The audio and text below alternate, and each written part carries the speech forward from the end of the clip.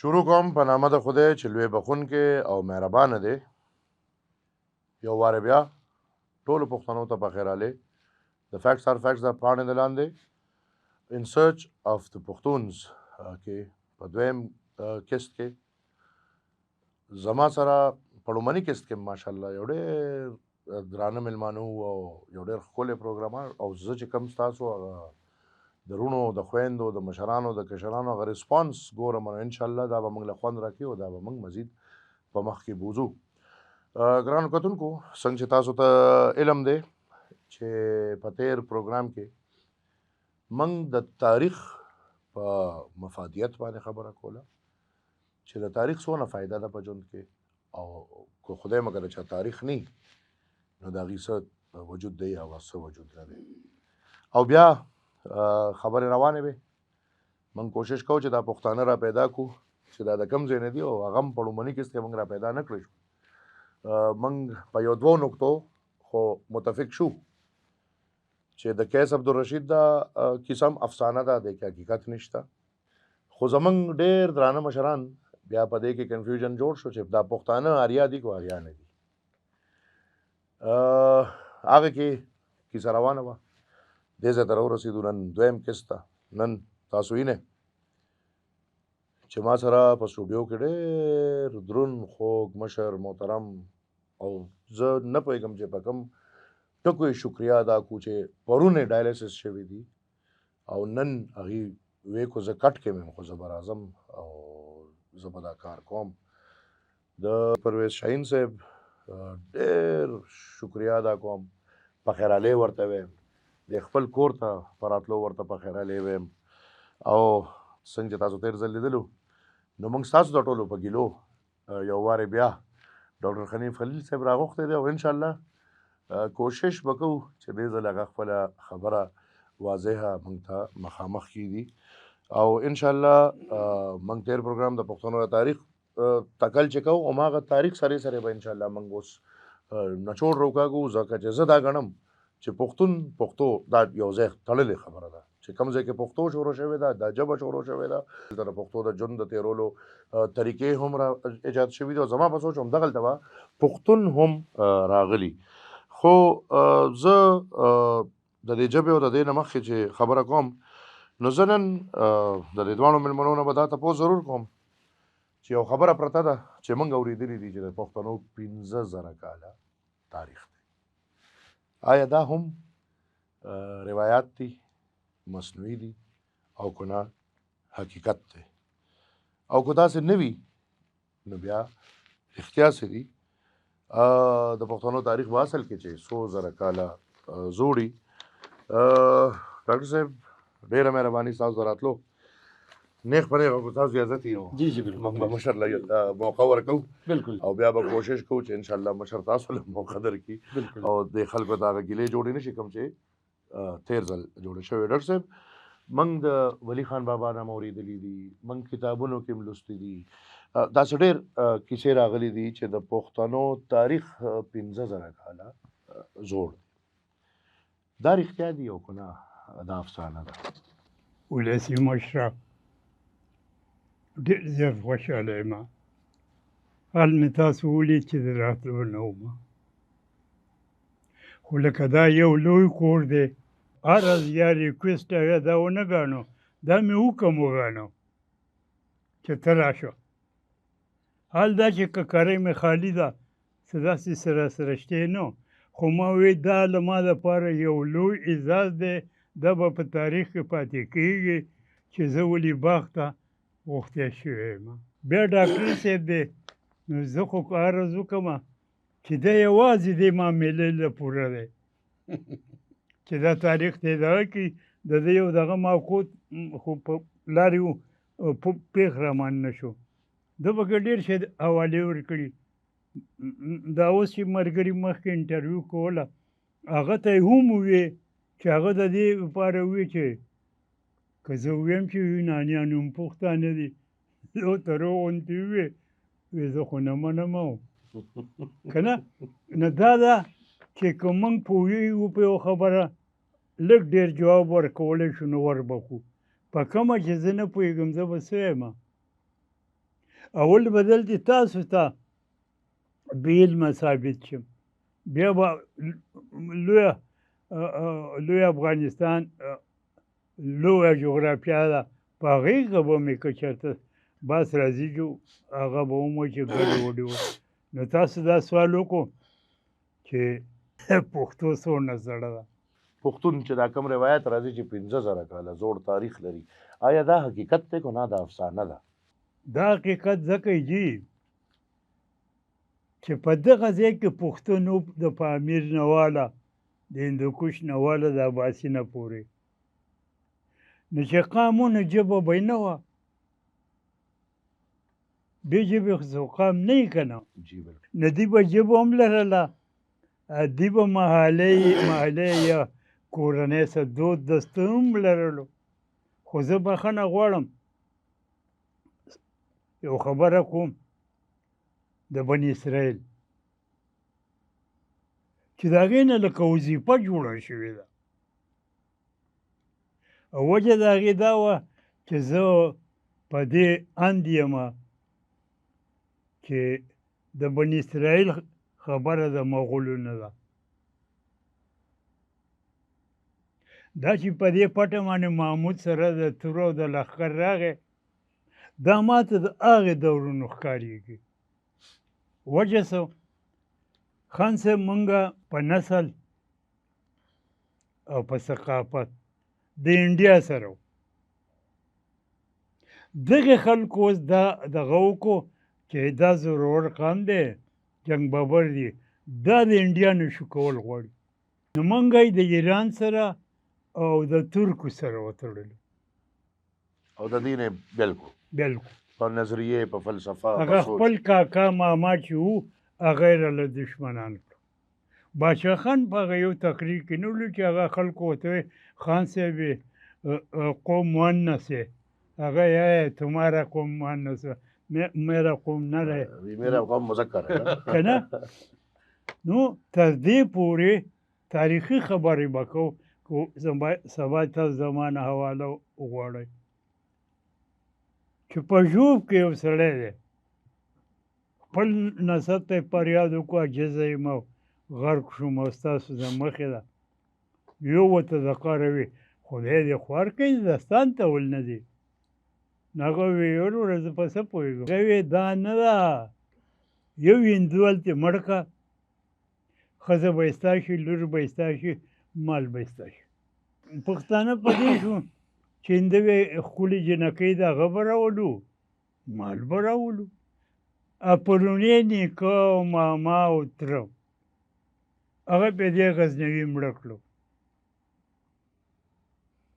ورو ورو موږ ته دا سبق ویلی شو چې نه تاسو د ایران د طرفه یې، او موږ خو ژوند پړه او نه بې سواده خلک وو چې موږ یې اوري. تاریخ هم شته نه که نه جي، داسې مستند تاریخ خو زموږ لیکل هم نشته که نه. نشتي دا خو په دې ورځو کې دا خو هم د باچا خان او خدای خدمتګارو ته کریډټ ځي چې وی لیکل، بلکل او هغه به وایي چې لیکې هغو د نورو سیاسي هلو ځلو سره به دا منو چې په موږ کې د پښتو لوستل شوقاغي پیدا کړو، کله د ډرامې په شکل، کله د کتاب په شکل، کله د رسالې په شکل. نو اوس دا چې په پښتو کې غټ غضب دا شوی دی، دې ډاکټر صاحب هم یو پیره سوال پیدا کړو چې په هند کې زموږ باچایي وه څو پیړۍ، نو دا پښتو ولې نه ډاکټر صاحب د هغو نه زر کاله وروستو نن یې څوک لیکلی شي. دا خو هغه ژبه سرکاري کېږي چې هلته پکې څوک پوه لیکلی شي لوستلی شي. اوس زه په هندوستان کې رساله وباسمه خلک پینالی نه څه ګیله به کومه. نو دا ده چې پښتو اوس غټ سوال په دې کې دا دی چې دا کوم خلک چې وایي چې دا پښتانه دغه دي ساک او ساکیان او یا نه دوه درې خبرې کوو د عقل نه لیک نه هم نه. دا خلک چې راته تعلیم یافته خلک و په لیک لوست پوهېدل او د هغو په دفتر کې ځان له خپل وزیران وټاکل او سپه سالار یې هم وټاکو. ندي چې رالو ندي دې موږ ته څه نمونه وښیي که نه چې ستاسو سره څه دي. دویم دا چې لکه دا میدان شړ و خلک پکې نه و، دي رالو. نو لکه تاسو چې رالی دا خو ښکلی ځای دی خامخا څوک به وو نه نو بیا به تاسو قتل کړي او ختم کړی به مې.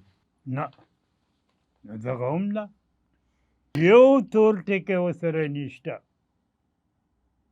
نو د هغې وجه دا ده چې اوس سوال دا پیدا کېږي چې دا ولې بني اسرائیل کړی شو. جی بالکل. دا جی چې کله اسلام د کابل او هلمند او دې نه راواوښت او کته راغی.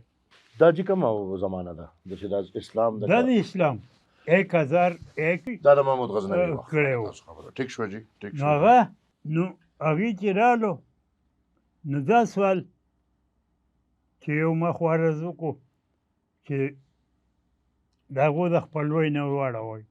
خپلوي ورله واړوئ بدلی شي. نو دې دونه ته ورسول چې د خپل نیکانو دشمنان شو هغه یې حلالول. خو اوس موږ دا سوال پیدا کوو چې دا راله ځه نو دا نظریه چا پیدا کړه چې د بل هېڅ قام تاریخ نشي لیکلی او د پښتنو په تاریخ باندې غوبل هر ورځې لیکي. نو دې رالو فرض کړه که موږ ومنله چې دې رالو نو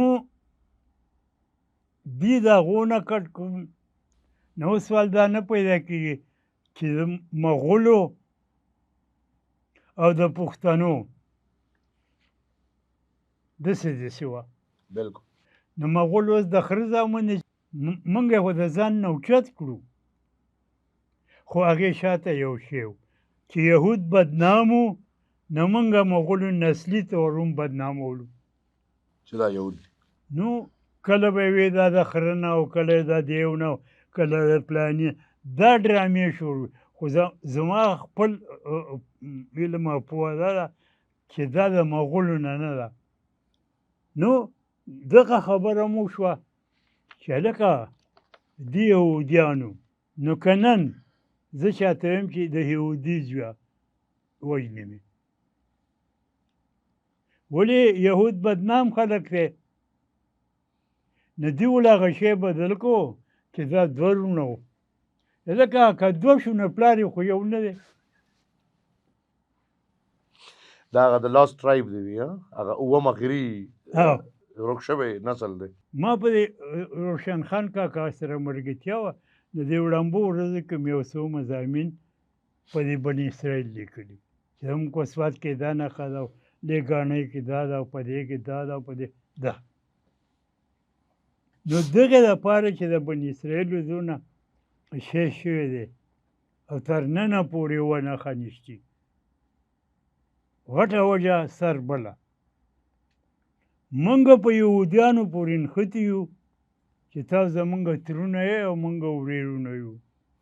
خو په دې دونه دغه له پاسه بني اسرائیلو یا یهودیانو ونه وې چې دا زموږ څه دي.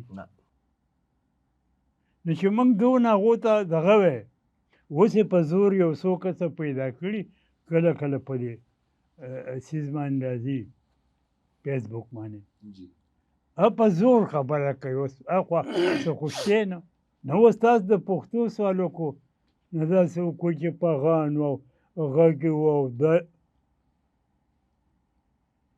چې پښتانه وو نه پښتو هم وه. د لینګویسټیک یا د ژبو اصول دا دي چې په ژبه باندې 300-400 کاله واوړي نو په دې کې د ټکو بدلون راځي. دا به د ګاونډي ژبو نه اخلي. بالکل جی. بیا هغه ډېر غټ مورخ دی او د سیند کلچر باندې پروګرام و 3 ورځې بټي صاحب راغوښته نو هغو هغه سړي دا ثابتوله چې ژبه څنګه پیدا کېږي او ورک کېږي. نو هغه دا بیا ووایي چې دغه 300-400 کې په دې کې ټکي راشي چې 1000 کالو ته دا رسي نو دا نیمه یوه ژبه او نیمه بله ژبه. نو هغه وایي که دغه رفتار جاري نو په 1500 کې به په دې کې وربونه وي او بدل شي جی.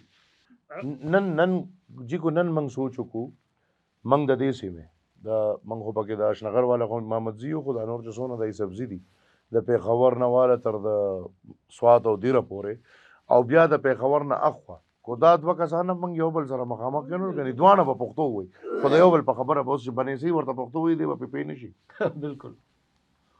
صاحبه زه وزیرستان ته تللی وم هلکوالی ډېر شوق مې و پوره مې نه کو. ما ویل اول د پښتنو دا سیمې وګوره نو بیا به که څه لیکې. نو زه د یو وزیر ډېر ښه سړی و ملک و د هغه مېلمه ومه نو هلک ته یې ویې چې ګنشالۍ راوړه. زه خوا دې خوا ګورم چې ګنشالۍ هغه یې چجوش ته وي خچا جوش دی که نه نور به د هغو په هغې ژبه زه نیم پوهېدم او دغه خبره ده به نه جی، پوهېدم دغه که نه. خبره ده. نو لینګویسټیک کې دا یي چې دا د جغرافیا پیداوار دی. شاهین صاحب زه خو دا ستاسو د خبرو کې دا مختلف تیوریز د پښتنو باره کې دي که نه جی. نو چې دا کم تاسو وایه چې محمود غزنوي راغی او هغه دلته اسلام راوړه نو مطلب چې دغه سره بیا کنیکټډ تیوري خو دا ده چې پښتانه د دې نه مخکې بدمت وو. او بالکل صوابۍ لاهور او دغه بدمت وو که نه بدمت وو تاریخ خو همدا ښیي که نه جی. پښتانه چې اسلام یې قبولاو د محمود غزنوي وخت کې ګوره جي نو دوی څه وو؟ دا خو دې خپېږ دي پوه شي مذهب جدا شی دی تاریخ دی او قام جدا شی دی. بالکل جی. اوس د لاهور او صوابۍ دا د بودیانو یو لوی مرکز دا زمونږ جی په ښکلاوت دي اشنغر ملکند په دې ځای باندې د هغو باچان 4 پیړۍ تېر شوي دي. د بدمتو او دونه تکړه خلکو په علم کې په تعلیم کې د یونیورسټو خلکو هغه روسي وخت کې ژبه او خپل لیکونه جی چې هر کله ووالی شو هغه ورک شو او سمړه شو. نو یو جینۍ ده پکې روسیه نوم یې دی روسیه دا سیه هغه تور نه د هغو د هغې دونه غټه شاعري وه چې ډېره مشهوره وه. نو د بغداد باچا دې ته حکم وکړو چې دا کتاب ما ته راولېږئ او هغه په عربۍ کې ترجمه کړه او نن موجود دی. واه. او دا هغه وخت کې د بدمتو زمانه کې یو جینۍ بیا چې څونه هغو د علم دپاره کار کړی دی دې پورې د بلا بچیو وی که نور تندر ونیو سپوږمۍ تندر ونیو نو امر به لیکه او لوست نه کوو چې څو په اباسین کې لمبلې نه دي. د بنارس او د انډیا نه به خلک دې اباسین له راتلو او د ګناهونو پاکولو دپاره به یې پکې لمبل.